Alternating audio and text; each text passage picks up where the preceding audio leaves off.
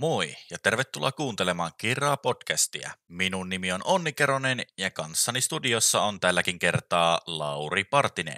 Tervetuloa jälleen kerran Kira-podcastin matkaan mukaan. Marraskuu on kääntynyt ja Rallin MM-sarjakin alkaa viedä viimeisiään. Japanin MM-rallikauden toiseksi viimeinen osakilpailu on viikonloppuna edessä ja käydään ennakkoasetelmat tässä jaksossa siihen kilpailuun läpi. Ja jakson loppupuolella sitten pientä uutisosiota on saatu kuski-uutisia ainakin kotimaiseen SM-sarjaan. Nämä aiheet ja paljon muuta luvassa tämänkertaisessa Kiraa-podcastin jaksossa, joten kiinnittäkäähän turvavyöt, pistetään auton paukkujärjestelmät päälle, lähtövalot sammumat, joten tervetuloa mukaan! Vuorossa on kauden toiseksi viimeinen rallin MM-sarja osakilpailu, Japanin MM-ralli, ja se ajetaan nyt asfaltilla 4. vuotta peräkkäin, ja tämä kilpailuhan on aina osunut tänne marraskuulle. Yleensä se on ollut kauden päätöskilpailu, mutta tänä vuonna sitten toiseksi viimeinen. Minkälaiset ajatukset, Lauri, sulla tästä kilpailusta noin niin kuin ylipäätään on? No ihan mielenkiintoinen kilpailu lähtökohtaisesti. Ei nyt ehkä ihan niitä sarjan lempikilpailuja itselle. Vaikuttaa kyllä huomattavasti se, että näin niin kuin eurooppalaisena tuo aikaero on aika massiivinen, että menee yökattomiseksi jonkun verran ja ei ehkä ihan joka vuosi kaikkia pätkiä ole tullut tästä kisasta todellakaan sitten nähtyä senkään myötä, niin se vähän vie sitä fiilistä valitettavasti, mutta onhan tuolla ihan mielenkiintoisia kilpailuita nähty ja semmoinen omanlaisensa asfalttikisa, että kyllä siinä on semmoista Japanin tunnelmaa, mitä ei niinku Euroopan asfalttikisoissa ole. Joo, kyllähän siinä semmoinen omanlaisensa fiilis on totta kai, kun ajetaan täysin eri kellonaikaan, mitä nämä Euroopan kisat on totuttu käymään, että aamupäivän lenkki, niin sanottu aamupäivän lenkki on yleensä täällä Suomessa paikallista aikaa vähän puolen yön jälkeen, sitten iltapäivän lenkki ajellaan sitten meikäläisittäin noin aamutunteina, eli vähän haastavaksi se kieltämättä tekee tämän rallin seuraamisen ja ehkä tietynlaisia valintoja täytyy tehdä, että seuraako aamupäivältä pari pätkää yöltä ja menee sitten nukkumaan ja katselee sitten iltapäivän lenkiltä jotakin, kun on herännyt jälleen uuteen aamuun. Totta kai unirytmi tulee olemaan melko erikoinen varmasti tämä ralli viikonlopun ajan, mutta kyllä ainakin itse ajattelin jotakin edes seurata ja viime vuodelta on ainakin hyvät muistot, kun jäin valvomaan sunnuntai-aamulle, siltähän tuli se Oittanäkin runki sitten suoraan liveen, niin se lämmitti mieltä, vaikka väsy olikin melkoinen. Joo, kyllä se runki lämmittää siinä kohtaa, kun yön on valvonut, niin saa vähän jotain mielenkiintoa sinne. Joo, siinä kummasti tulee adrenaliinia kyllä, kun näkee, että auto on ojassa ja maailmanmestaruustaistelu viime vuonna ratkesi täällä Japanissa. Onko se sitä tänä vuonna? Se jää nähtäväksi tulevaisuuteen, mutta jos mennään tähän Japanin rallin reittiin, niin se näyttää aika samanlaiselta, mitä viime vuonna kävi sen tuossa lävitse. Kilpailuhan on siinä mielessä vähän kummajainen myöskin tuonne ralli MM-sarjaan, eli Japanissa nämä jokamiehen oikeudet eivät välttämättä toteudu samalla tavalla kuin vaikka täällä Suomessa, eli kilpailua ei pääse yleisö seuraamaan samalla tavalla mitä muualla maailmassa, eli normaaleille metsäerikoiskokeille käsittääkseni ei myydä lippuja ollenkaan ja sinne on niin kuin melkein kiellettyä mennä, että on vain hyvin rajatut alueet, missä kilpailuja saa katsella ja sitten oikeastaan yleisöerikoiskokeet on ne, missä suuri osa ihmisistä nähdään, joten siinä mielessä paikallisia ei olla välttämättä saatu innostettua tästä kilpailusta aivan yhtä paljon, mitä olisi voinut olla. Japanihan on kuitenkin suuri moottoriurheilumaa, joten siinä mielessä tässä olisi aineesta semmoiselle suurelle kansanjuhlalle ja todella paljon yleisöä kerätä, mutta eiköhän sinne rallin keskuspaikkana olevaan Toyota Cityin ja sen yleisöerikoiskokeille saada sitten yleisöä. Edellisessä rallin ennakossa puhuttiin siitä, eli Shakedown ja ensimmäinen yleisöerikoiskoke oli osittain sama ja mietittiin silloin, onkohan näitä sattunut aikaisemminkin ja nyt kun tätä Japanin rallireittiä aloin tutkimaan, niin hoksasin sellaisen, eli täällä Japanissa kokeillaan nyt sitten sellaista taktiikkaa, että Shakedown ja ensimmäinen yleisöerikoiskoe on sama. Kurakaike Park ajetaan torstaina ja jos sitä nyt jotenkin luonnehtisi, niin ehkä semmoinen tyypillinen japanilainen tie, jossa on aika paljon lehtiä kautta muuta likaa, ja lopussa sitten pakolliset donitsin pyörittelyt. Aika paljon tulee semmoinen tougemainen, ehkä Japanin driftikulttuuriin viittaava erikoiskoe mieleen, että on toisella puolella on semmoinen kallio ja sitten on kaide toisella puolella ja vähän semmoinen niin kuin kamppeeri on loivasti sisäänpäin välillä kallistettu ja antaa semmoisen hyvän driftikulman, niin tämmöinen systeemi on sitten Japanin MM-ralliin tuotu ja voi olla ihan hieno iltavalossa, mutta voi olla sitten, että se on myöskin aivan täyttä kuraa, mutta sen me näemme muutaman päivän kuluttua, kun Japanin MM-ralli lopulta käynnistyy. Joo, saa nähdä, onko tämä nyt joku uusi trendi, että Shakedown ja ensimmäinen pätkä on sitten sama erikoiskoe. Ihan mielenkiintoinen suuntaus, vähän kritisoin sitä tuossa Keski-Euroopan ennakossa, mutta ei tämä nyt ehkä mikään maailman suurin ongelma ole, jos tämä tähän suuntaan vaikka onkin menossa, että kyllä sen asian kanssa varmasti pystyy elämään. No sitten perjantaina ajetaan aika normaaliin tyyliin 3 erikoiskoetta 2 kertaan, ja siellä on myös tuo ehkä se rallin tunnetuin pätkä Isegamin tunneli. Se tunneli tulee ainakin itselle mieleen siitä, että siellähän tunnelin päässä nähtiin joskus ulosajoakin Kajetanovic taisi hämääntyä vähän liukkaudesta sen tunnelin jälkeen. Joo, tämä erikoiskoe on ehdottomasti se rallin tunnetuin, ehkä Toyotan stadionilla ajettu yleisöerikoiskokeen lisäksi, niin ne 2 tunnetuinta erikoiskoetta tästä rallista, mutta se on nyt käännetty sitten versus aiemmat vuodet ja ajetaan vähän eri muodossa pituutta, silläkin reilu 20 kilometriä, joten vanhat nuotit eivät enää tänne käy ja on ihan mielenkiintoista nähdä, löytyykö sieltä uusia paikkoja sitten tähän suuntaan ajettuna. Kyseinen erikoiskoe on ollut melko tapahtumarikas, että sieltä muistetaan 2 vuoden takaa se hurja kasa, mikä syntyi. Siellä oli Furmo ja Sordo samassa kasassa autojensa kanssa ja taisi takaakin siinä paikassa vähän ulkoilla, mutta selvisi jatkoon, joten katsotaan minkälaiset runkijuhlat sinne sitten saadaan. Yhtä pätkää lyhennetty myöskin alusta versus viime vuosi ja muuten mennään sitten samalla, eli on siinä nyt puolet varmaan samaa, vähän reilut, ja sitten osa on uutta, eli vähän joutuu uutta nuottia myöskin tekemään, ja EK-kilometrejä on vajaa 110, mutta aika usein Japanissa on nähty jo niitä rallin ratkaisuja jo perjantaina, eli perjantai on ollut hyvinkin mielenkiintoinen päivä kyllä seurattavaksi siinä mielessä, että siellä on niitä eroja onnistuttu tekemään. Kyllä se näin on, ja tosiaan siellä on myös niitä ulosajojakin nähty, että vaikka olisi kuivaakin, niin siellä voi olla just aamulla liukasta ja joku vuosi siellä menivät sitten Dani Sordo ja Adrian Furmo myöskin samaan ojaan ja autot oli melkein päällekkäin, että aika erikoisiakin tilanteita on tuossa Japanin rallissa nähty. Tuosta kun puhuit tuosta Toyotan stadionista ja tuosta Toyota Citystä, niin nostan kyllä sen esille, että tämä on aika mielenkiintoinen juttu, että Toyotalla on tosiaan oma kaupunki Japanissa, että tämä on nyt ihan rehellisyyden nimissä Wikipedia-lähteestä vedetty tämä juttu, mutta kuitenkin tämä kaupungin nimi on muutettu Toyotakseen, kun se on ollut sen kaupungin suurin työnantaja ja jonkun tiedon mukaan lähes 90 000 henkeä on työskennellyt autojen valmistuksen parissa, että antaa myöskin kuvaa siitä, että minkälainen juttu Japanissa on tämä Rallin MM-sarjan suurin autonvalmistaja. Joo, kyllähän se on melkomoinen lafka ja business tämä Toyota ja kyllähän se jotain kertoo, jos Toyotalle työskentelee enemmän asukkaita, mitä vaikka Joensuussa on, että siitä varmasti pystyy kuvaamaan hyvin paljon sen, minkä kokoinen Toyota on oikein autonvalmistajana. No jos mennään lauantaihin sitten, niin jälleen kerran metsäpätkiä 3 kappaletta 2 kertaan, ja päivän päättää sitten yksi yleisöerikoiskoe. Yksi uusi pätkä on saatu lauantaihin, Obara, aamun avaava erikoiskoe pituutta sillä reilu 16 kilometriä ja sieltä jälleen löytyy erittäin haastavia osuuksia ja paikotelle oli todella kapeata tienpätkää, tie oli tosi kapea ja likainen, joten sieltä löytyy varmasti haastavuutta ja etenkin kun aamukosteudessa tuosta vähän puhuttiin, niin se voi olla melko merkittäväkin seikka, kun lähdetään ensimmäisenä reitille, niin siellä voi olla yllättäviä osuuksia. Totta kai asfalttiralleissa saa etuautot käydä reitin ajamassa, mutta miten se tieolosuhde sitten muuttuu, niin se on vielä toistaiseksi kysymysmerkki.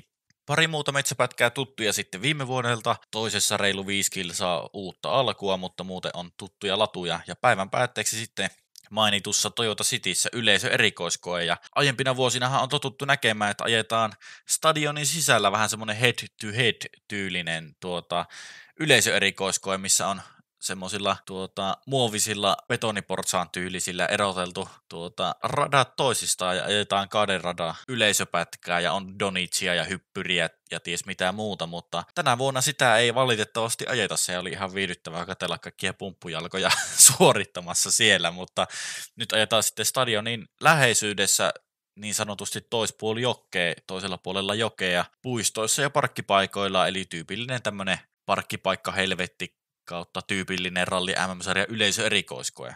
Ja ei sen suurimpia tunteita herätä kyllä tämä. Ehkä jopa mieluummin olisin ottanut sen 2 auto yleisöpätkän. Tämä on pelkästään muovinen ja semmoinen yleisölle kyhätty kötöstys, mistä ei saa oikeastaan kuljettajat yhtään minkäänlaista iloa, mutta 122 ekokilometriä lauantai-päivää, ei mitenkään älyttömästi kuitenkaan. Joo, kyllä Japanissa nuo yleisöerikoiskokeet niin ei ole ollut omasta mielestäni mitään kovin suuria onnistumisia, että menee sinne ralli MM-sarjan heikoimpaan päähän omissa papereissa tämän asian tiimoilta.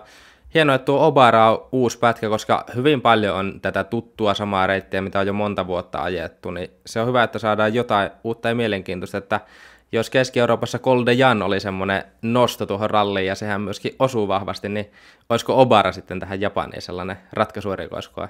No kyllä, mä voin sanoa, että jos lauantai-aamuna 00.23 olet hereillä ja Obara on alkamassa, niin kannattaa nyt jäädä ehkä vastaanottimen ääreen katselemaan, että mitä siellä tapahtuu. Että voisin uskoa, että siellä voi jotain olla, ja ehkä sitten toinen toi Isekamis-tunnel, mutta se on kyllä HC-faneille se sitten, että se alkaa kolmelta yöllä, ja toinen veto sitten 6:30, eli siellä on sitten aika HC-katsojille luvassa varmasti runkijuhla, mutta ehkä ne 2 on nostettava tästä esiin.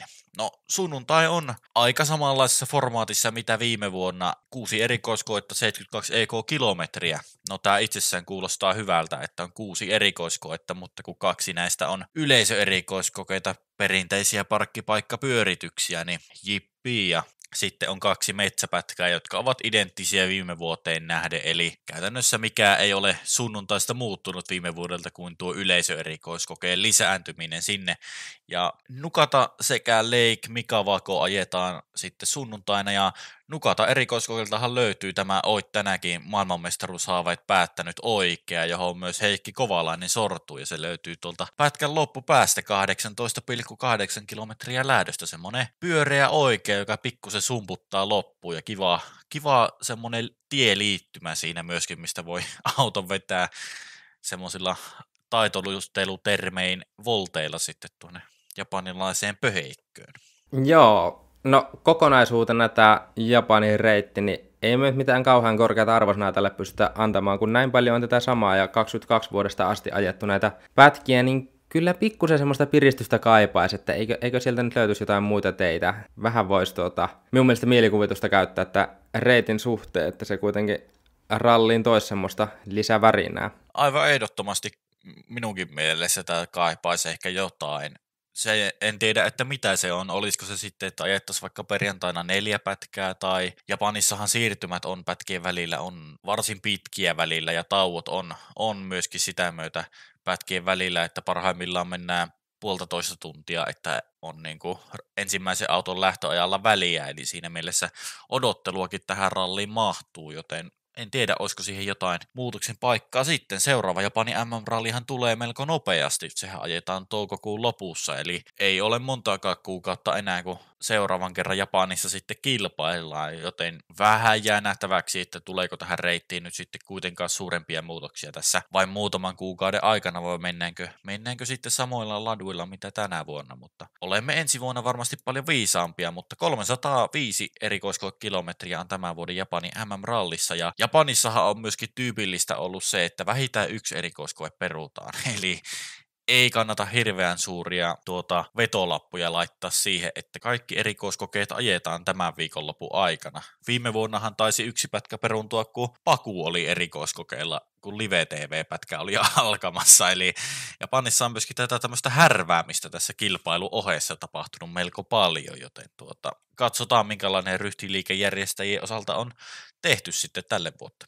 Niin, ja oliko se ensimmäinen kerta, kun Japanissa ajettiin, sillähän tuli joku siviiliauto erikoiskokeella vastaan ralliautoja, että se nyt oli todella vaarallinen tilanne, että kyllä Japanin osalta niin ei nyt kyllä voi antaa pisteitä järjestäjille, että siellä yleisöä ei päästetä lähellekään erikoiskokeita, mutta sitten sillä siviiliautot pääsee pätkille, että ehkä mieluummin kuitenkin toisinpäin sekin asia saisi olla. No ehkä mieluummin joo, ja niin kuin kilpailun turvallisuuden ja kilpailijoiden turvallisuuden kannalta toivotaan sitä. Säätila näyttää tällä hetkellä siltä, että suoranaiset sääolot ovat hieman kuivempia, ei ole varsinaisia sateita luvassa. Totta kai yökosteutta on varmasti aamu ensimmäisillä, lehtiä ja liukkautta. Ehkä joku paikka voi olla jopa pakkasen puolella, jos oikein sattuu semmoinen polanne sinne tai joku paikka. No nyt katon tässä tätä säätilaa, niin noin 20 astetta lupaa lämmintä niin kuin päiville, ja yöllä on sitten 5-10 astetta lämpötila, joten ei välttämättä pakkasen puolelle mennä. Ja vesisade on nyt toistaiseksi vähän kysymysmerkki, näyttää siltä, että ei välttämättä ralli-aikana sada, mahdollisesti sunnuntaina voi olla jotain, mutta säätilojen ennustaminen on varsin arpapeliä loppujen lopuksi, ja vaikka huippuluokan norjalaista sääpalvelua käytänkin, niin sekään ei nyt aivan täysin osaa ennustaa, että mitä sieltä on luvassa. Ja tuossa lauantain erikoiskokeilla niin mennään aika korkealle tuonne 900 metriin, niin siellä voi ehkä aamulla sitten olla erilaiset olosuhteet mahdollisesti kuin mitä matalammalla, että tämmöisetkin voi aiheuttaa sitä heittelyä ja ehkä sateetkin vähän voi vaihdella just tuon korkeudenkin perusteella, että on tässä mielenkiintoista elementtiä, vaikka kuivalta näyttääkin, niin voi olla liukastakin paikkaa ja lehtiä ja tällaista, että on jännä kisa olosuhteen puolesta joka tapauksessa tulossa. Jännittävä mestaruustaistelu on meillä käsillä, kun Japanin MM-ralliin lähdetään. Käytännössä 3 kuljettajan kauppa se tällä hetkellä on. 3 Toyota-automerkin kuljettajaa myöskin, joten makea tilanne myöskin auton valmistajalle. Elfyn Evans johtaa ralli MM-sarjaa, ja kuten todettua, Kalle Rovanperä ja Sebastien Ogier tasapisteissä 13 pistettä perässä Elfyn Evansia, kun lähdetään tähän kisaan. Ja Elfyn Evans kauden edellisen vuoden voittaja Japanin MM-rallista, joten olisiko tässä se paikka sitten walesiläisillä iskeä? Niin, se on hyvä nosto ja mahdollisesti on. Ja kyllähän tässä nyt ollaan ensimmäistä kertaa sinne tilanteessa, että tuo mestaruus voi todenteolla jo ratketa. Että Evans kun ottaa sitä täydet pisteet ja Rovanperä ja Ogier ajautuu suuriin ongelmiin, niin sitten sitä eroa tulee jo niinkin paljon. Se ei ole todellakaan todennäköistä, että molemmat ajautu sellaisiin ongelmiin, Rovanperä ja Ogier, ja toki se Evanskin. Se voitto ei mitenkään itsestään tule, mutta kyllähän lähtökohtaisesti tämä on Elfyn Evansille vahva kilpailu, ja pikkusen pitää ruveta tätä omaakin takkia tässä kääntämään, että kun on kauden mittaan epäillyt sitä Evansia, että pystyykö hän nyt ihan kauden loppuun asti pitämään sen paikkansa, niin mies on kyllä näyttänyt, että kyllä vaan pystyy, ja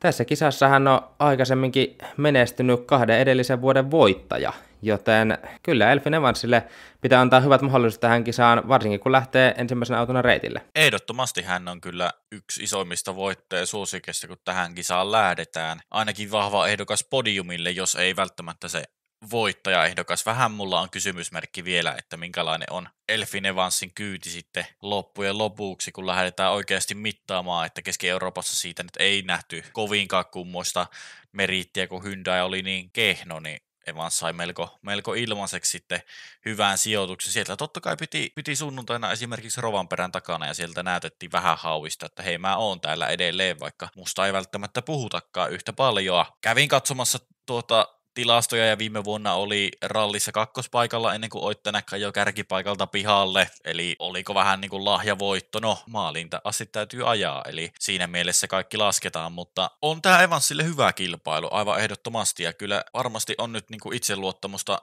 tähän kisaan lähteä, kun tietää, että on 2 edellisvuotena tässä kisassa menestynyt, joten hänellä on hyvät pelimerkit tällä hetkellä, ja sitten ehkä kuitenkin haasteja, että Rovanperä ja Ogier eivät ole tässä kisassa aivan niin hyvin suoriutuneet. Kävin katsomassa esimerkiksi Kalle Rovanperän Japanin rallin statistiikkaa, niin 2 vuodelta salduna 1 pohja-aika, ja ei käytännössä yhtään mitään muuta. Totta kai hän oli varmistanut 2 maailmanmestaruutta ennen näitä ralleja, eli siinä mielessä hänen ei ollut mikään tarvis voittaa tai niin kuin menestyä, mutta selvästi se asfalttivauhti ei ollut tässä kisassa niin kuin aivan huipputasoa, joten on tosi mielenkiintoista nähdä, kun lähdetään tähän kisaan, että mitä esimerkiksi Kalle Rovanperä tekee, että minkälaista on hänen asfalttikyyti. Keski-Euroopassa meni oikein mainiosti. Se on nyt voitettava. Ei ole mitään muuta vaihtoehtoa. Se on nyt voitettava oikeastaan, jos haluaa maailmanmestaruustaistelussa vielä roikkua. Että Evans ajaa kyllä 3 joukkoon, jos ei mitään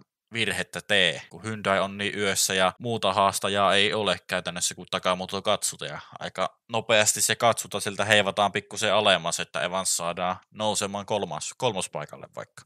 Niin, kyllä tuo Hyundain huonous on Elfyn Evansin etu tässä kohtaa, että hänelle riittää se semmoinen perusvauhdin ajaminen sinne podiumille lähtökohtaisesti. Kalle Rovanperälle tosiaan tämä on yksi MM-kauden heikompia kilpailuita historian valossa. Suuremmat kysymysmerkit on kuin mitä Keski-Eurooppaa ennen. Keski-Eurooppa osoitti toki sen, että asfalttivauhti on kohdallaan, mutta tosiaan Japanissa nyt ei ole ihan sitä lentoa aiemmin nähty. Viime vuonna ei ollut mukana myöskään täällä. Moni muu vastustaja oli. Toisaalta tiukka paikka, kova henkinen tämmöinen taistelutilanne, niin Kalle Rovanperä on tupannut olemaan näissä tosi vahva. Joten siinä mielessä Rovanperältä en yllättyisi sellaista tosi vakuuttavasta suorituksesta. Varmasti lataa ihan kaiken tähän kilpailuun ja pystyy keskittymään tosi tiukasti.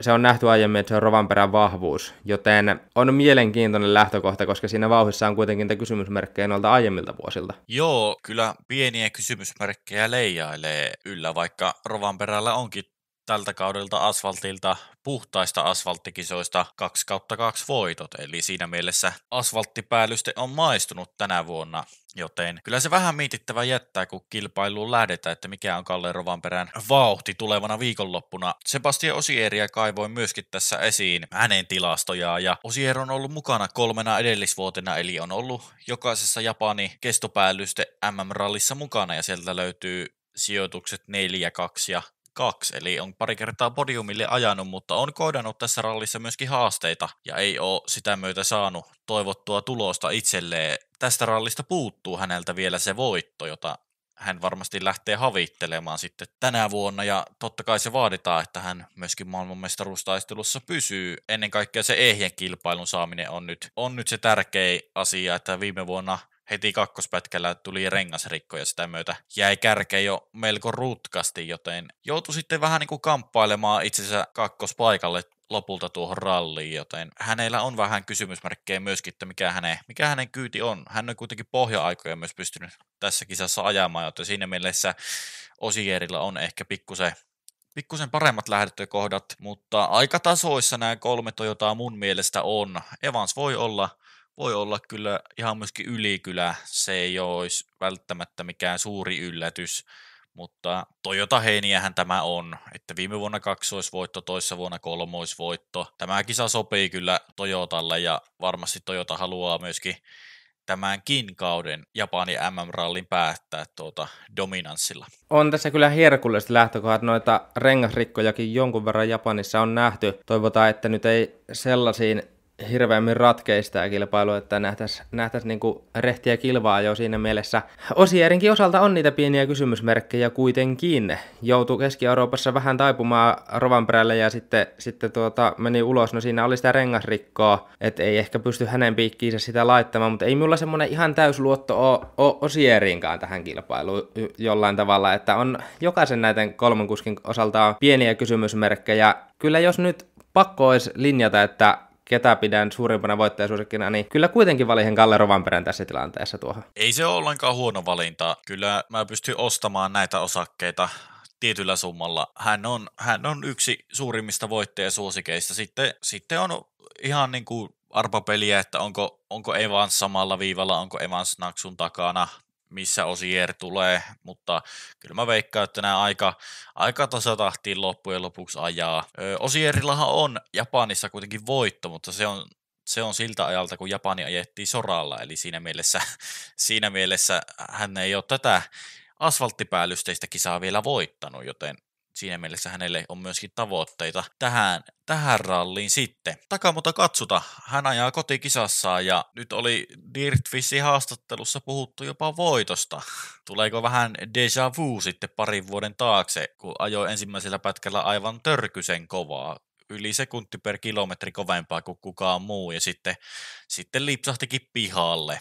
eli silloin ei vielä pääkoppa kestänyt, mutta löytyy kuitenkin sieltä 3 ja 4 tästä kisasta, ja yksi niistä harvoista kisoista, missä katsotaan on ajanut palkintokorokkeelle. Kyllä, ja katsotaan löytyy myöskin pohja-aikoja tästä kisasta ihan jonkun verran, että siinä mielessä ei se niinku ihan tuulesta temmattu juttu ole puhun niinku voittotaistelustakaan. Tosiaan muistelen, että silloin pari vuottakin sitten hän siitä puhui, ja se nyt ei kyllä päättynyt hyvin, ja jos nyt niin kuin pitää ennustamaan lähteä, niin samalla tavalla sanoisin, että ei välttämättä kauhean hyvin pääty nytkään, että katsotaan niin kuin sitä vauhtien kiiste tähän kilpailuun, että on mahdollista, että hän on siinä niin kuin 3 joukossa hyvinkin niin kuin pitkällekin ralliin, mutta se, että jos hän puristaa sitä voitosta, niin pysyykö tiellä, niin se on mun mielestä tosi iso kysymysmerkki, että en kyllä ihan pysty siihen luottamaan katsotaan osalta. Mutta täytyy sanoa saman lauseeseen se, että on tuo minun mielestä myöskin hyvä taktiikka katsotalta siinä mielessä, että tallimestaruushan on ratkennut tässä vaiheessa kautta. Tämä on hänen kotikisansa, parhaita mahdollisuuksia menestyy, niin jos kaikki menisi täydellisesti ja hän vaikka voittaisi tämän kilpailun, niin olisi se semmoinen uskomaton kruunu hänen uralleen, minkä hän muistaisi lopun elämäänsä, että siinä mielessä mikäs tarve tässä varmistelemaankaan käydä. Niinpä.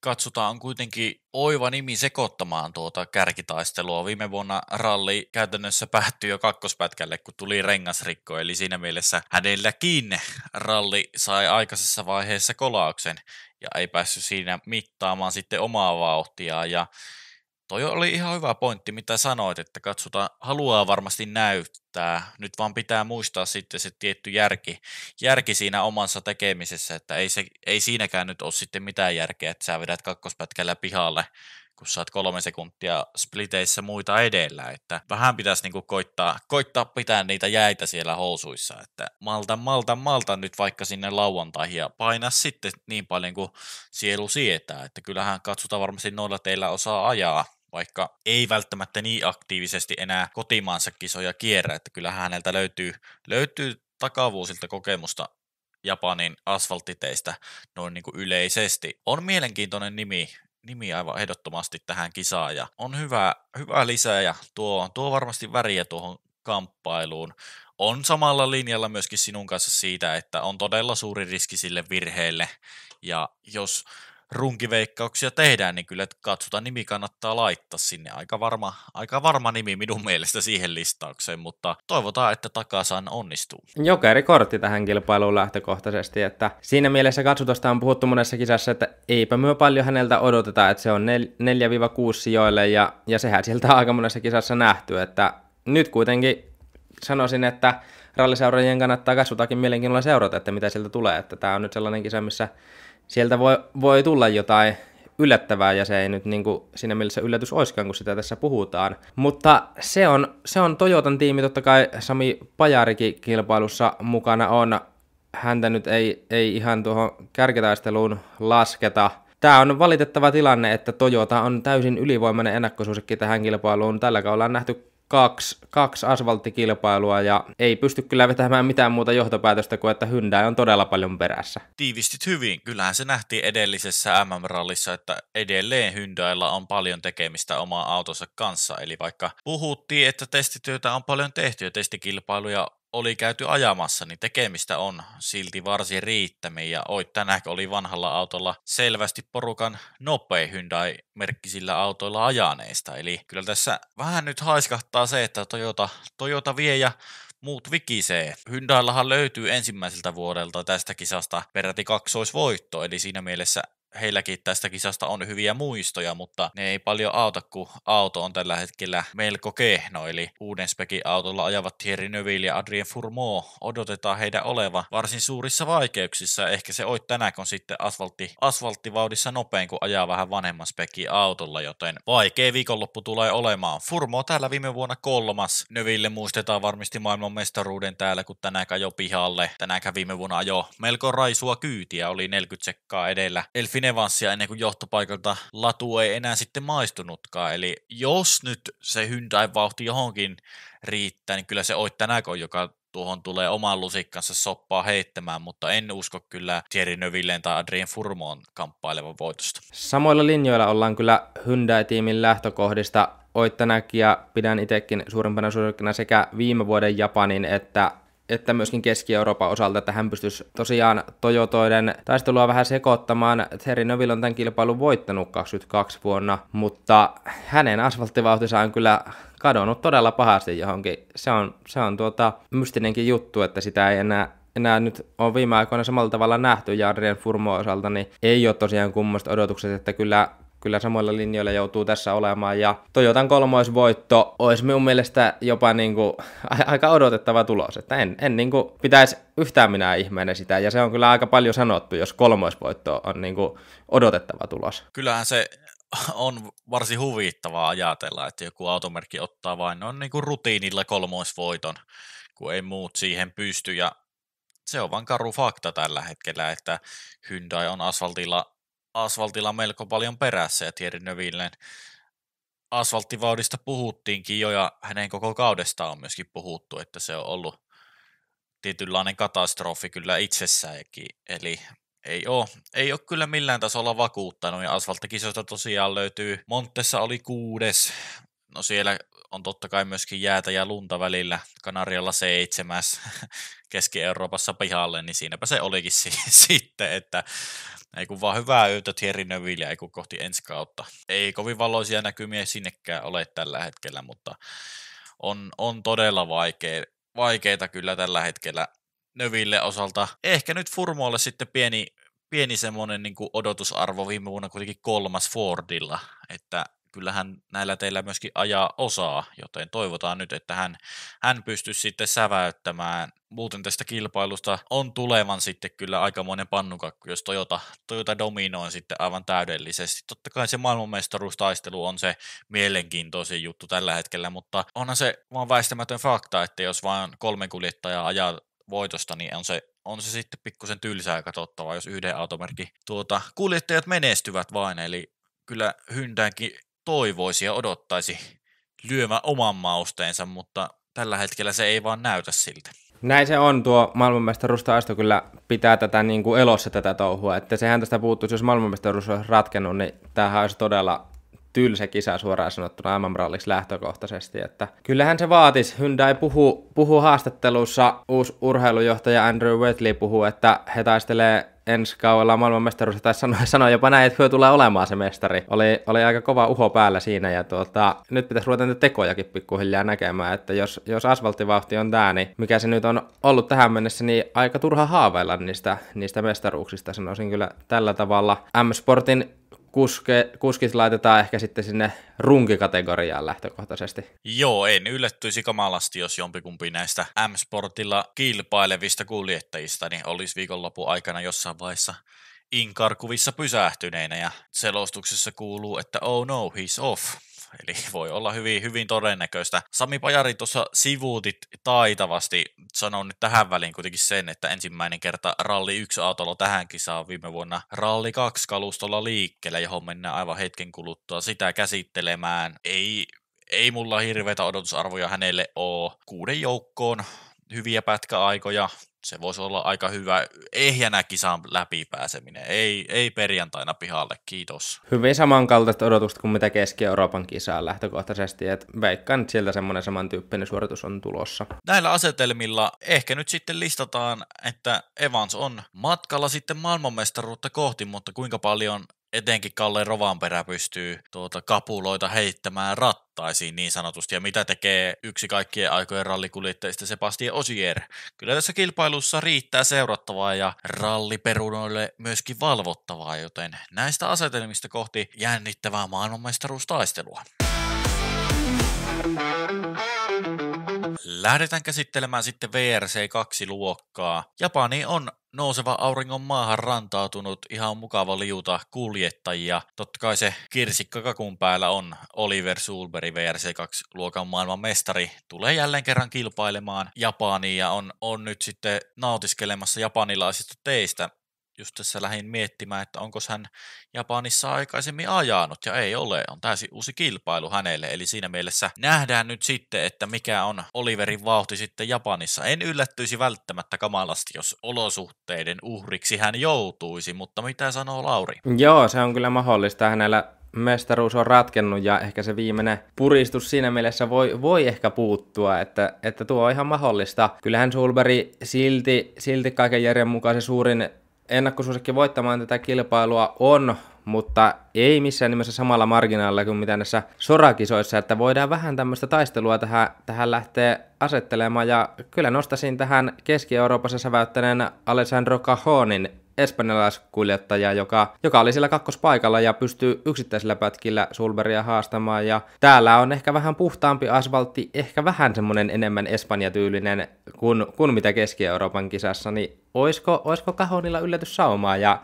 jopa sitten painostaa ehkä Sulbergia virheeseenkin? Ihan hyvin on. Mä jopa lähtisin niinkin rajulle linjalle, että tekisin tästä semmoisen 4 taistelu, eli lisäisin tähän listaan Nikolai Kriasin ja Hiroki Arain. Siinä on semmoinen niin kuin ultimaattinen top 4 niin kuin meikäläisen mielestä, että kyllä Cajonilla voi olla omat mahdollisuutensa. Totta kai myös täällä löytyy niitä liukkaita osuuksia, etenkin alamäkiä ajettaessa, niin täytyy olla todella tarkkana, ja en nyt välttämättä yllättyisi sitten, jos Cajon jonkun virheen saattaisi jossain tehdäkin, on tää sen verran haastava kilpailija ja ei ole aikaisemmin ajanut. Nikolai Kriasin viime vuoden voittaja pöllytti pajaria 1,5 minuutilla täällä. Ehkä Skoda on sitten kuitenkin naksun verran vähemmän käteen sopiva, sanotaan vaikka sillä tavalla, eli ei ehkä omaa sitten kuitenkaan tuolla Fabialla samanlaisia valmiuksia. Jotenkin Keski-Eurooppa jätti vähän semmoisen pettyneen maun, että en oikein ollut hänen suoritukseen kyllä tyytyväinen, vaikka odotuksia häneen laittoi. Ja sitten paikallinen Hiroki Arai. Muistetaan Toyotan kehitysohjelmassa samaan aikaan, kun Takamoto Katsuta, niin hän on jälleen kerran mukana Japanin MM-rallissa ja ajaa vanhan mallin Skoda Fabialla, mutta ajaa piru ajaa kovaa. Viime vuonna katteli aikoja tuossa tähän tarkemmin, niin lauantaina aika lailla samaa kyytiä mitä Nikolai Kriasi, joten siinä ehkä semmoinen jokerikortti tuohon nostettavaksi. Joo, Arai on kyllä mielenkiintoinen nosto tuohon VRC2-luokkaan, ja on se mahdollista, että hän siellä taistelee ainakin sitä podiumsijoitusta. Viime vuonna oli 3. kilpailussa, ja Japanin tieto hänelle toki erittäin tuttuja ajaa siellä paikallisen sarjan kisoja myöskin, joten on tämmöinen kotikenttä etu siinä mielessä, jos autolla antaakin vähän tasoitusta. Viime vuonna tosiaan varsinkin tuo lauantai oli hurjan kova. Ei ihan muina päivinä ei ollut ihan niin kovaa kyytiä, että sunnuntaina oli sunnuntain lenkiajoissa 7. nopein, että ei ihan pystynyt olemaan niin nopea, ja perjantain jälkeen oli 4. Nyt en kyllä tiedä, että onko täällä ollut jotain rengasrikkoja tai muita, mutta ei sillä ihan koko rallia ei tullut sitä pohja-aikakyytiä, mutta lauantai oli tosi vahva. Pikkusen jättäisin niin tuohon Sulbergin ja Cajoniin verrattuna taka-alalle, mutta Griasinin suhteessa niin voi olla jopa yltömatkan päässä haastamaan. En ole kyllä Griasinin tästä kaudesta vakuuttunut ollenkaan, että tuntuu, että vähän joka kisassa on tullut semmoinen pikkusen lässähdys ja semmoinen, että no joo, semmoinen, että ihan ok vauhtia, mutta ei ole sitä säväytystä tullut tällä kaudella oikein Griasinilta, ja varsinkin tuo Keski-Eurooppakin, sielläkin oli niin kuin Cajoninkin takana vauhillisesti, niin itse nostan ehkä Sulberg ja Cajon sinne kärkeen, ja sitten Griasin ja Arai ehkä vähän siinä takana. Ei se ollenkaan huonompi veikkaus ole. Ihan oikeassa oot siitä, että ei Griasinin tämä kausi ole mitenkään kovinkaan kummonen ollut. Kyllä se kyyti on jäänyt vähän puuttumaan, ja ei se Arai välttämättä sitten kuitenkaan riitä vertailussa näitä kaikkein kovimpia vastaan, että tietysti pikkusen joutuu antamaan periksi omalla lähtöpaikalla, että lähtee vähän näiden huippujen takaa. On siinä nyt muutama auto esimerkiksi Cajonin ja Griasinin välissä. Oliverihan lähtee ensimmäisenä Ralli 2 autona reitille, eli hän saa siinä mielessä vähän etua sitten vaikka Araihin nähden. No, hypättiin vähän niin kuin listalla ylitse 2 nimestä, Gus Greensmith ja Jan Solans. Mitä me heistä sanotaan? Gus Greensmith on tässä VRC2-luokan podiumtaistelussa vahvasti mukana, eli on 3. paikkaa tavoittelemassa tässä kauden viimeisissä osakilpailussa. 3. paikkaahan pitää tällä hetkellä Suomen Roope Korhonen, mutta mitä me näiltä 2 odotetaan? Niin, no varmasti sen takia hypättiin yli, että ei odoteta siihen voittokamppailuun näitä kuljettajia siihen top 5 ja siihen main, koska Greensmith ja Solans on molemmat vähän semmoisia kuljettajia, että ei ole oikein mennyt eteenpäin tässä viime aikoina, että semmoista samantyyppistä tekemistä, varsinkin Greensmith on junnannut paikallaan, vaikka hän on kuitenkin korkeamman tason kuljettaja kuin mitä Solans, mutta emme kyllä Greensmithia tänne niinku en pysty nostamaan, että voi olla siinä Griasinin ja Arain kanssa, mutta sitten jos ruvetaan puhumaan, niin kuin, että Greensmith oikeasti ajaisi pohja-aikoja, niin en kyllä usko. En usko kyllä itsekään, että viime vuosihan oli vähän semmoista sekoilua, oli mukana kisassa ja oli lopputuloksissa 4. luokassa, eli jäi esimerkiksi Hiroki Arain taakse reilulla minuutilla, sinne mahtui kaiken maailman pyörähyksiä ja oli vähän enemmän ohjelmaa kuin laki sallii ja oli vaikea kisa, niin en jaksa uskoa, enkä jaksa kyllä Jan Solanssiinkaan erityisemmin uskoa, että viime vuonnakin Solans mukana ja ei tämä vauhti nyt mitään kovinkaan ihmeellistä ollut. Perjantain jälkeen luokassa 6. Kovalaisin kanssa aika samaa tahtia, johon varmasti kohta päästään, joten ei suuria odotuksia kyllä näille 2 herralle. Japanilaisista kun oli Arain muodossa puhetta, niin Yuki Yamamoto, Toyotan Gen 2 kehitysohjelman kuljettaja, on täällä mukana ja on siinä mielessä ihan mielenkiintoinen nimi tänne, että tai on ainut tämän generaation kuljettaja nyt sitten tällä hetkellä, kun Hikaru Kokure sai kesken tämän kauden lähteä ja viime vuonna tämä sama kilpailu päättyi ulosajoon loppujen lopuksi sunnuntaina, mutta ohjelmaa oli varsin runsaasti jo ennen sitäkin, eli hänelle voi vähän ennustaa semmoista hankalaa kilpailua, jotenkin ei ole kovin suuri luotto tähän 28-vuotiaaseen japanilaiseen, mitä Lauri sanoo. Joo, kyllähän Yamamoto on todella runkiherkkänä kuljettajana tullut tunnetuksi. Et nyt ehkä tämän vuoden aikana vähän paremmin ruvennut kestämään tiellä ja sillä tavalla vähän parempia tuloksia ruvennut tulemaan. Viime vuonna ei se vauhti nyt tahtonut tuollakaan sitten ihan riittää jotain yksittäisiä kohtalaisia pätkäaikoja, mutta ei häntä kyllä pysty tuonne kärkipään taisteluun lähtökohtaisesti nostamaan. Ison näytön paikka kuitenkin Yamamotolle tuossa Toyotan ohjelmassa, kun on mukana, niin pitäisi sitä tulostakin pikkuhiljaa tulla, ja kyllähän tämä nyt varmaan semmoinen kisa on, missä olisi semmoista tietynlaista säväytyksen mahdollisuutta, mutta ei kyllä valitettavasti, niin ei riitä uskoa, että jos japanilaisten ykköspyssyä tähän VRC2-luokkaan mietitään, niin kyllä se Hiroki Arai niissä odotuksissa edelleen menee, ja siinä voi myöskin miettiä sitä, että Arai joutui kovaan paikkaan, kun hän oli silloin Takamotoa katsotaan vastaan tuossa testiohjelmassa, että jos Arai olisi tässä kakkosgeneraatiossa, niin hänhän olisi ihan selkeästi semmoinen nimi, joka olisi menossa tuonne pääluokkaan kohti. Niin, kyllähän se aikanaan herätti vähän mielipiteitä, kun katsotaan lopulta päätettiin valita ohi Arain tuohon ohjelmaan, ja on itsekin välillä sitä miettinyt, että mitä jos Toyotan kehitysohjelman kuljettaja olisikin Hiroki Arai, eikä vaikka Takamoto katsota, niin minkälaisia tuloksia olisi sitten tullut. No, se on vähän turhaa jossittelua se, mutta kyllä olet ihan oikeassa siinä, että kyllä Arai on niin kuin paikallisista ehdottomasti se vahvin kuljettaja, ja isona yllätyksenä pitäisin sitä, jos Yamamoto ajaisi esimerkiksi Araita selvästi kovempaa ja pystyisi vaikka koko ajan tasaisesti top 5 itseänsä tuomaan. No tosiaan, Ralli 2-luokassa myöskin kotimaista väriä mukana. Heikki Kovalainen jälleen kerran mukana Japanin MM-rallissa. Toyota Ralli 2-autolla liikenteessä on tätäkin saatu käynyt ajaa, kun nyt on rallia alkanut harrastamaan, ja viime vuodelta muistetaan kaato samasta paikasta, missä Oit Tänäk suistui, ja Kovalaisen Jaris meni lopulta tänäkin auton päälle jopa, joten siellä ei varoitus oikein sitten toiminut, mutta jälleen kerran Heikki Kovalainen mukana on yhtenä vuonna tämän kisan päässyt maaliin, se oli 22 vuonna, ja silloin loppusijoitus oli 4. VRC2-luokassa, ja sen jälkeen on ollut lähinnä keskeytyksiä tästä kisasta saldona Japanin MM-rallin osalta siis, mutta on jälleen kerran Japanin mestaruussarjaa kiertänyt, mitä me Heikki Kovalaiselta odotetaan. No Heikki Kovalainen on mielenkiintoinen nimi tähän kilpailuun, ja viime vuonna ennen ulosajossa niin oli luokassa 4.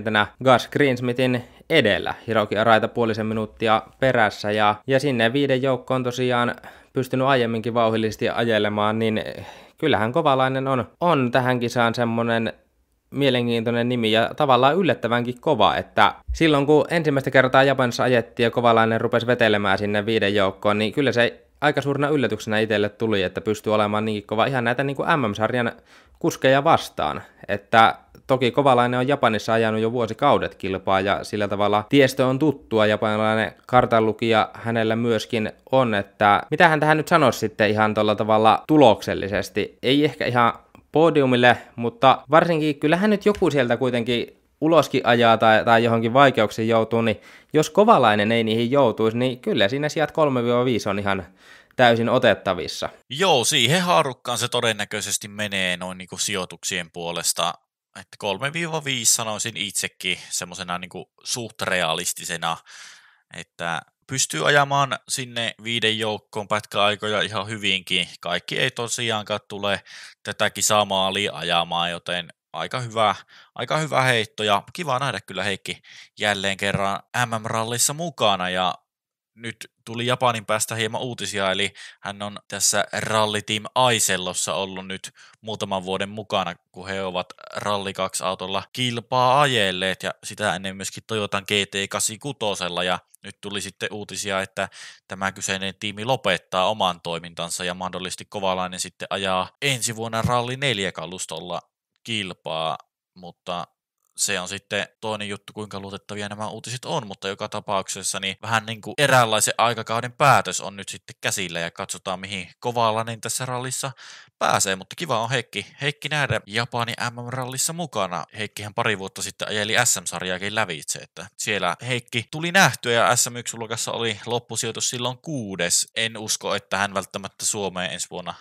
tulee ajelemaan kuitenkaan. Niin, Suomussalmen mies on kyllä suomalaisessa harvinainen ralliautoilija, että hänhän on ihan todellinen asfalttispesialisti, totta kai formula-tausta miehellä, niin se selittää sitä, mutta eihän hän Suomessa SM-sarjassa vauhti ei riittänyt yhtään mihinkään, mutta sitten kaveri painaa tuolla MM-rallissa ihan näitä vakiokavereita vastaan, niin on mukava, että on tämmöisiä erilaisia kuskeja, ja kyllä Kovalainen oma väriset tähän kisaan tuo.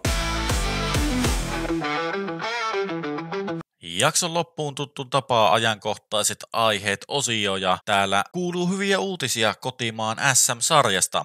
Esa-Pekka Lappi järjesti yhdessä Skoda Suomen kanssa tiedotustilaisuuden viime viikon perjantaina, ja siellä saatiin parikin ilmoitusta, eli Esa-Pekka Lappi jatkaa Enni Mälkösen kanssa Ralli SM-sarjassa Skodan puikoissa, ja Lapille täysin uusi Skoda kaikilla kilkkeillä, eli kuten Ralli SM-sarjaa käsitellessä jaksossa puhuttiin, niin auto lähti vaihtoon mestaruuden jälkeen, ja tässä oli vain kysymyksessä se, että halutaan ihan uusinta uutta oleva auto, ja nyt Lapin sanojen mukaan hän saa myöskin päivityspaketteja kyseiseen autoon, eli vanha auto oli ihan raaka peli, ei mitään päivityspaketteja siihen oltu tehty, ja nyt sitten saa uuden spekin auto itselleen alle. Ennustetaanko tässä Esa-Pekka Lapille täydellistä dominointia SM-sarjan sitten ensi vuodelle? No kyllä, minä ainakin ennustan, että jos ajamalla niin sanotusti tulokset ratkee, että ei tuu mitään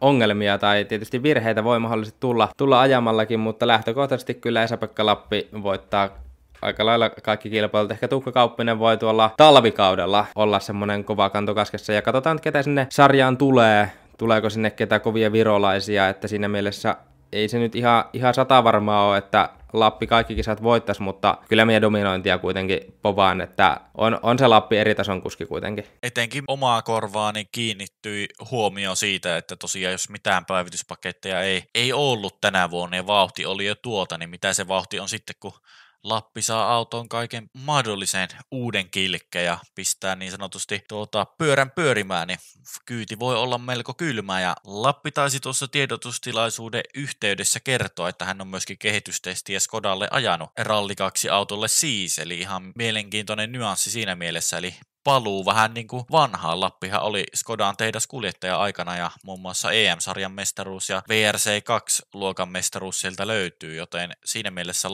Lappi palaa vähän niin kuin vanhaan tuttuun nyt, kun on Skodalle hommissa jälleen kerran. Ja nähtäisikö Lappi myöskin Jyväskylän MM-rallissa ensi kesänä? Se on myös semmoinen mielenkiintoinen seikka, ja taisi sanoa haastattelussa, että se vähän kiinnostelisi, ja eiköhän se sieltä järjesty, jos se kiinnostelee, että kyllähän Lappi tuohon VRC2, niin Jyväskylän kisaan, niin olisi ihan voittajasuosikki kaliberia, että on sen verran kovaa ajanut tuossa kisassa ennenkin, ja kisa myöskin voittanut pääluokassa, että Esa-Pekka Lapin pysyminen SM-sarjassa on kyllä hieno uutinen. Se tarkoittaa sitä, että siihen mestariksi on oikeastaan vain yksi ennakkosuosikki, mutta onhan se Lapin vauhti sellaista, että kyllä rallifanien kannattaa ihan mennä jo paikan päälle katsomaankin, että millä tavalla se EP vetelee. Aivan ehdottomasti joo, Esa-Pekka työntää kyllä tautisen kovaa ja on kyllä viimeisen päälle vetomies siinä suhteessa. Tiedotustilaisuudessa saatiin myöskin toinen uutinen, tulevaisuuden kannalta mielenkiintoista, eli Skoda tukee Lauri Halosta, nuorta kuljettajaa, SM4-luokan Suomen mestaria, ja ensi kaudelle Lauri Halonen siirtyy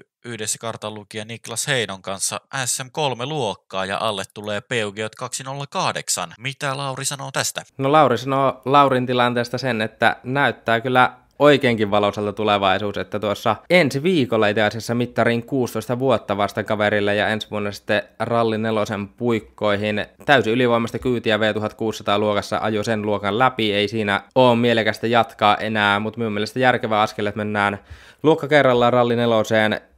Ei kannata lähteä hevostelemaan tässä vaiheessa vielä missään nimessä tuonne nelivetoautoihin, että se aika tulee sitten myöhemmin. Tässähän myöskin nyt Skoda Suomi häntä tukee, eli tarkoittaa sitä, että rahallisesti varmasti hyvä ohjelma tulossa, ja Esa-Pekka Lappi myöskin jonkunlaisena mentorina hänelle antaa varmaan valmennusta ja vinkkejä ja ihan varmasti kullan arvoisia tuommoiselle nuorelle kuljettajalle, niin Lauri Halonen on sellainen iso tulevaisuuden lupaus suomalaisessa rallissa, että on puhuttu Tuukka Kauppisesta, niin minun mielestä jos mennään siitä sitten eteenpäin, että kuka sieltä seuraavaksi on tulossa, niin kyllä se on Lauri Halonen se ykkösnimi. Kyllähän sitä on aivan ehdottomasti. Totta kai nuori kaveri on kysymyksessä ja ei ikinä tiedä mihin tuuli niin sanotusti kuljettaa, mutta tärkeä askel ehdottomasti uralla, että saa myöskin automerkin tukea ja myöskin Esa-Pekka Lapin kaltaisen huippukuljettajan tukea itselleen. Ja tykkäsin kyllä tästä ideasta, että hypätään jo Ralli 4-luokkaan ja tosiaan luokka kerrallaan ylöspäin. Ja etenkin tykkäsin siitä, että lähtee nyt sitten kilpailemaan Peugeot 208 autolla, eli luokan valtamerkkinähän on totuttu viime vuosina näkemään lähinnä Ford Fiesta, koska siltä löytyy sitten palkinnot sinne tulevaisuuden tähtihommaa, esimerkiksi Flying Finn Future Star on ollut palkintona ja se on tullut Ford-merkkisillä autolla ajaville, mutta tykkään tästä, että ollaan vähän niin sanotusti erilaisia ja ajetaan sitten Peugeotilla. Peugeotillahan SM-sarjassa on ajanut lähillä Joni Korhonen nyt tuossa SM3-luokassa, joten on kiva nähdä myöskin Halosen vauhti sillä kalustolla. Ilmeisen hyvä auto se kuitenkin on. Kyllä se on, ja se on kyllä ihan kiva nähdä lisää Peugeotteja Suomen teillä, ja ehkä semmoinen kysymys tässä kohtaa, että minkälaiseksi tuo SM3-luokan taso sitten muotoutuu tällä kaudella. Siellä oli se 3 nimeä, että Aatu Hakalehto, Jarkko Nikara ja Joni Korhonen. Korhosen osaltahan on vähän ollut huhuja, että loppuuko ne hommat vai ei. Nikara nyt saattaa olla, että ajaa siellä edelleen, kun hän tässä Toyota-ohjelmassa on japanilaiskarturin kanssa, vai hyppääkö sitten ehkä nelivetoautoon, saadaan kovemmassa vauhdissa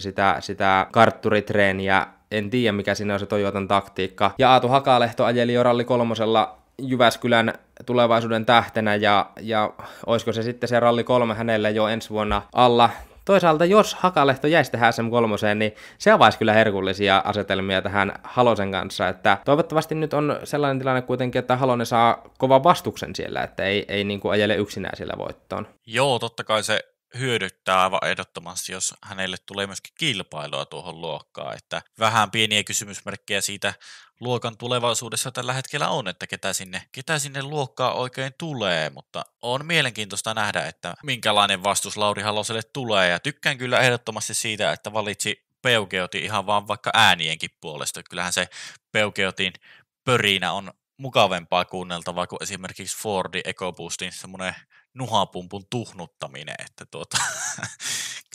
kyllä niin kuin, ihan on niin kuin ralliseuraajana ainakin, niin tämä maistuu oikein mainiosti. Ja ihan pitkäjänteiseltä tuo suunnitelma kuulostaa omaan korvaan ja katsotaan minkälaista ohjelmaa Lauri Haloselle ensi vuodelle tulee. Varmasti se SM-sarja on yksi iso pääpaino. Tuleeko esimerkiksi kisoja sitten Baltiaan? Se voi olla ihan hyvin mahdollista, että jotain kisoja käydään siellä ajamassa. Siellä nuoret kuljettajat saa myöskin kilpailla tämmöisillä tehokkaammilla autoilla, joten avaa siinä mielessä uuden mahdollisuuden. Totta kai kun ikää on vasta 16, niin ei mikään kiire ole, mutta kyllähän niitä uusia tuulia kannattaa käydä myöskin haistelemassa.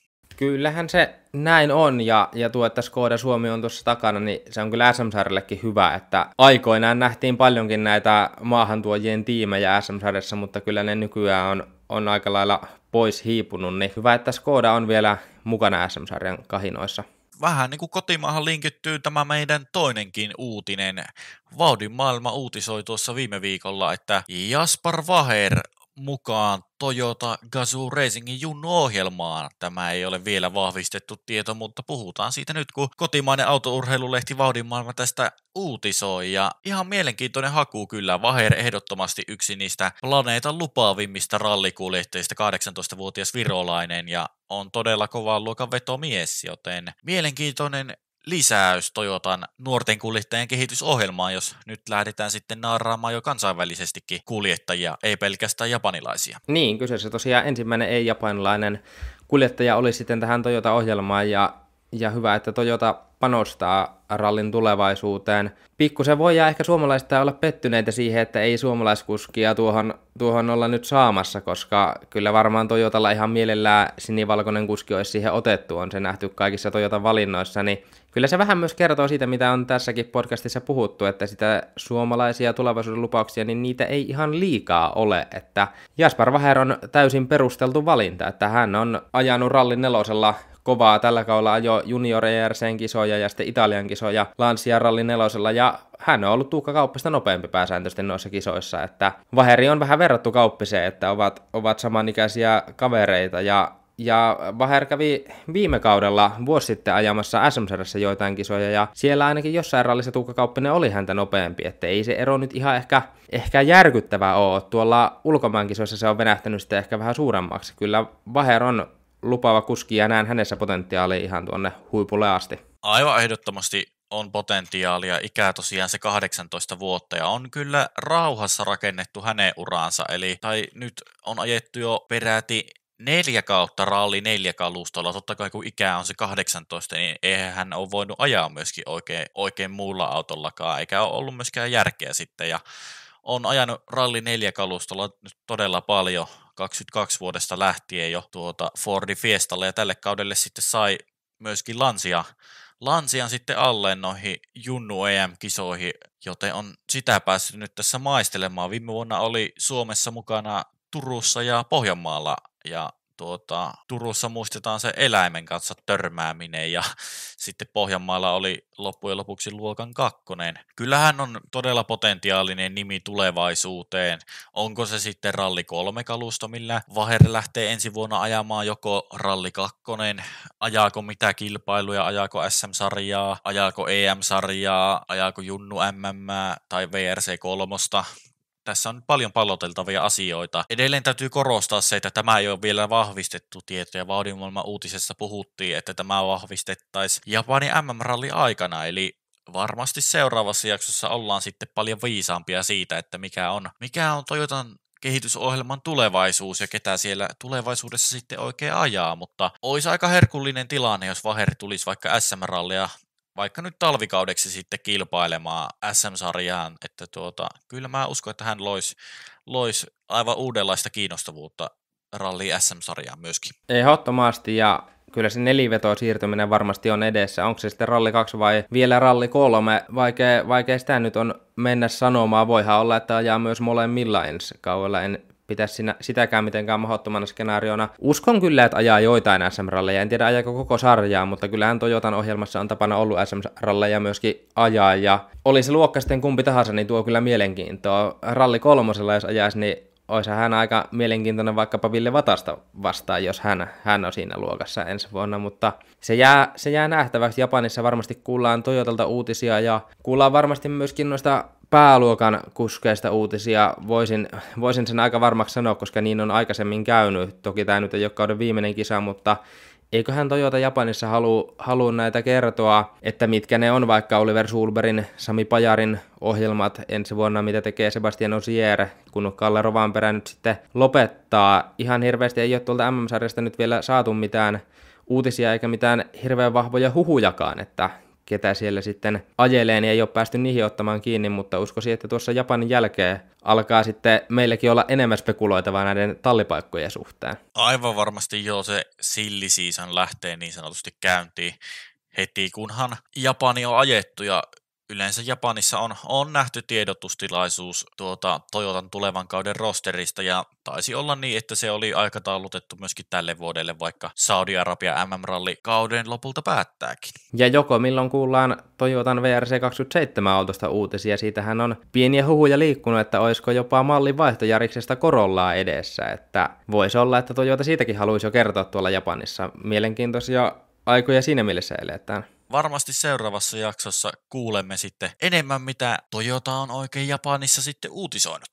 Kyllä vain. No, otetaan tähän loppuun vielä päivitystä FIAn puheenjohtajavaaliin, kun siitä jo tuossa jossain edeltävässä jaksossa puhuttiin, niin päivitetäänpä vähän tilannetta. Eli käytiin läpi silloin, että tämä on aivan järjetön tilanne, että käytännössä nykyinen FIAn puheenjohtaja Mohammed bin Sulayem ei olisi vastaehdokkaita saamassa, koska niitä ei pystytä asettamaan FIAn järjettömän vaalisäännön perusteella, niin nyt sitten vastaehdokkaaksi haluava sveitsiläinen kilpakuljettaja Laura Villars on nostanut oikeuskanteen FIA vastaan tästä vaalimääräyksestä Pariisin tuomioistuimeen ja vaatii tämän puheenjohtajavaalin keskeyttämistä, niin saa nähdä minkälaisen käänteen tämä asia nyt sitten ottaa. Pari jaksoa takaperin puhuttiin tästä aiheesta ja siinä mainitsin bin Sulayemin olevan täysin pelle ja tämä systeemi on aivan täysin järjetön ja eipä tässä oikeastaan mitään muuta päivitettävää ole tähän aiheeseen muuta kuin se, että Villars on tosiaan tehnyt oikeushaasteen Pariisin tuomioistuimeen ja tämä asia, minkä takia tämä oikeusistuimen vienti on tehty, niin on se, että käsittämätön sääntö, että vain yksi ihminen voi olla ehdolla Etelä-Amerikasta varapuheenjohtajaksi. FIAn puheenjohtajavaalit vaativat sen, että jokaisesta maaosasta on ehdokkaalla oltava varapuheenjohtaja ehdokas ja Etelä-Amerikan kokoisesta maaosasta on vain yksi ehdokas ehdolle ja hän on entisen F1-moguulin Berli Ecclestonen vaimo Fabiana Ecclestone ja Ecclestone on valitettavasti mennyt sitten bin Sulayemin taustajoukkoihin ja Villars kertoo uutistoimisto AFPlle lähettämässä lausunnossa, että yritin kahdesti aloittaa rakentava vuoropuhelun FIAn kanssa keskeisistä kysymyksistä, kuten sisäistä demokratiasta ja vaalimääräysten läpinäkyvyydestä, ja vastaukset eivät olleet sitten vakuuttaneet. Ja Villars mainitsee tässä, että en toimi FIAa vastaan, toimi sen säilyttämiseksi ja demokratia ei ole uhka FIAlle, se on sen vahvuus, mutta tällä hetkellä näyttää, että demokratia ei tässä FIAn puheenjohtajavaalissa toteudu ja nyt jos verrataan vaikka kotimaa-asioihin, Suomessakin valittiin AKK Motorsportsille uusi puheenjohtaja Toni Villander, entinen ratakuljettaja ja F1-asiantuntija, kommentaattori ja mitä kaikkia grilliomistaja, hän on monialainen henkilö myöskin, niin hänet valittiin AKK:n puheenjohtajaksi, niin kyllä ne vaalit oli huomattavasti vapaammat kuin nämä FIAn puheenjohtajavaalit. Joo, kyllä, ja siitäkin voi tässä nopeasti ottaakin, että Villander aika äänivyöryllä valittiin siihen, ja ilmeisesti hänellä nyt aika vahva tuki on, että tuo autourheilukenttä niin on aika sille jakautunut ja ehkä se luottamus AKK:ta kohtaan on aika heikko ja AKK omilla toimillakin varmasti siihen on vaikutusta, niin toivotaan, että Villander saa sitä paremmalle tolalle. Sanotaan nyt vielä se tästä FIAn tilanteesta, että kyllä itse ainakin nostan hattua tälle Laura Villarsille, että joku edes yrittää tehdä asialle jotakin, koska aika tuolla itsevaltaisesti tuota johdetaan ja periaatteessa näyttää, että mitä ei ole tehtävissä, niin joku yrittää edes oikeusteitse saada jotain ratkaisua tähän saa nähdä, miten sitten tämä asia etenee. Toivotaan, että oikeus voittaa, mutta hyvä, että tässä nyt jotain kuitenkin kokeillaan edes tämän asian kanssa. Ja kyllähän kokonaisuutta, jos katsotaan rallinkin kannalta, niin jos kattojärjestö on tuossa tilanteessa, sarjan promoottori on hakusessa ja uusiin sääntöihin on sitoutunut pelkästään Toyota, niin ei tässä nyt kyllä hyviä asioita ole, että kokonaisuudessa niin kuin kaikki tämmöiset peruselementit on ihan pielessä. Voisi kai sanoa, että pakka on sekaisin kuin ne kuuluisat Jokisen eväät, eli ei tässä hirveästi semmoista valoa tunnelin päässä ole. Tämä oikeushaaste, minkä Villars laittoi aluilleen, niin se on asetettu alkamaan tuossa noin reilun viikon kuluttua 10. marraskuuta ja puheenjohtajavaali on määrä pitää 12. joulukuuta, joten nähtäväksi jää, onko tällä oikeuskäsittelyllä sitten jotakin vaikutusta puheenjohtajavaalin toteutumiseen ja valitaanko Mohammed bin Sulayem sitten jatkokaudelle. Tästä varmasti uutisoidaan Kirraa podcastin tulevissa jaksoissa. Kyllä vaan, kyllä minä melkein sanoisin, että Jokisellakin oli eväät niin kuin paremmassa järjestyksessä kuin mitä tämä kansainvälinen autourheiluralli osalta tällä hetkellä. Se voi aivan hyvin olla mahdollista, että Jokisella on paremmat eväät tällä hetkellä. Kirra podcastin 19. jakso saavuttaa kuvitteellisen maaliviivansa aivan näillä näppäimillä ja jakso sitä myöten myöskin taputeltua. Oikein paljon kiitoksia, että kuuntelit tämän jakson. Laitahan jaksolle ihmeessä kommenttia sosiaalisen median alustoilla. Laita Kirraa Podcast seurantaan esimerkiksi Instagramissa, että Kirraa Podcast, ja myöskin Spotifyn puolella saa seurata Kirraa Podcastia, ja laittakaa myöskin YouTuben puolella kanavaa tilaukseen, jos sitä kautta kuuntelette. Seuraavan kerran Kirraa Podcastia kuullaan tutusti ensi viikolla, silloin käsittelyssä Japani MM-rallin tapahtumat ja ehkä myöskin kuullaan Toyotan uutisista laajemmalti, mutta tämä oli tämänkertainen Kirraa Podcast studiossa. Tälläkin kertaa Onni Keronen ja Lauri Partinen. Me toivotamme sinulle oikein mukavaa viikon jatkoa ja nyt se on meidän puolestamme. Moi moi! Moi moi!